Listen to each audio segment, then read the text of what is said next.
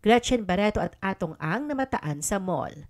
Nakakatuwa para silang netizens sa makita nilang bumibili ang former actress and socialite na si Gretchen Barreto ng iPhone sa Green Hills Mall sa San Juan City. Noong January 18, 2024, isang video ang ipinost ng TikTok user ang nakuha ng sandali na makita si Gretchen sa mall. Sa video, makikita si Gretchen na casual na nakasuot ng isang white tank top, maong na pantalon at may suot ng isang pares ng Alexander McQueen sunglasses. Masaya pa nga si Gretchen at ngumingiti habang kumakaway sa taong nagvi-video. Maririnig sa video ang komento na nag-post ng video na pinuri niya si Gretchen sabay sabing, "Ganda naman ni Ma'am Gretchen Barreto." Sa comment section, kinumpirma na nag-post ng video na bumilis na Gretchen at Atong ng iPhone sa isa sa mga stalls sa mall. Nagtaka naman ang ilang netizens kung bakit ang isang kasing yaman na Gretchen at Atong ay nasa Green Hills para bumili ng cellphone. Para sa mga hindi nakakaalam, ang mga stalls sa Green Hills ay nagbibigay ng mga iPhone sa mas mababang presyo kumpara sa mga available sa mga authorized Apple retailers sa ibang mga mall. Ang iba naman ay nagkomento ng mga nakakatawang katanungan, tulad na lang kung tumawad ba raw ang mga ito sa presyo ng cellphone. May nagtanong din kung nagpakabit ba ng tempered glass na Gretchen at Atong. Samantalang ilang netizens naman ay namangha lamang sa kagandahan ni Gretchen sa video. Inihambing pa nga nila ito kay Gone Girl actress Rosamund Pike at Wonder Woman star Gal Gadot. Sa ading isang netizen na magiging lola na nga raw si Gretchen pero Diyosa pa rin ang kagandahan nito.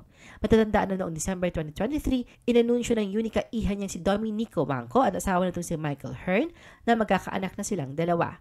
May netizen rin na nagsabi na magkapareho sila Gretchen at pamangkin si Julia Barreto ng postura na parang namana talaga ng young actress ito sa kanyang magandang tiyahin. May pumuri rin sa kabaitan ni Gretchen na kahit binivideo na ito ng walang paalam ay kalmado at ginitian pa ang kumukuha nito. Sinabi rin ng netizen na hindi raw talaga suplada si Gretchen at sobrang bait nito sa likod ng kamera. Pag tinatawag nga raw siya ng mga fans ay kumakaway pa nga raw si Gretchen sa mga ito. Pinuri rin ang kanyang simpleng suot na tank top at jeans at sinabing simplicity is the real beauty.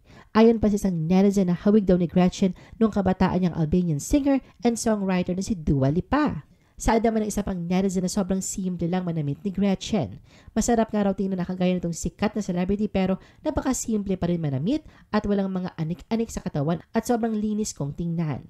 Namangha din ng ibang netizens sa itsura at pangangatawan ni Gretchen dahil hindi nga raw nahahalata na 53 years old na ito dahil mukha lang daw itong nasa kanyang 20s. Walang kupas din daw ang ganda nito at aging like a fine wine din talaga sila Greta.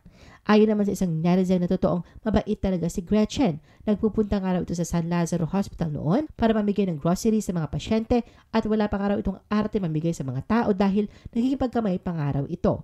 Marami ring netizens ang napatanong kung bakit si Atong ang kasama ni Gretchen at hindi ang long-time partner niya si Tony Boy Cojuangco. Pabirong sagot ng isang netizen na pag si Tony Boy sa Apple Store ito pupunta pero kung si Atong ang sa Green Hills ka.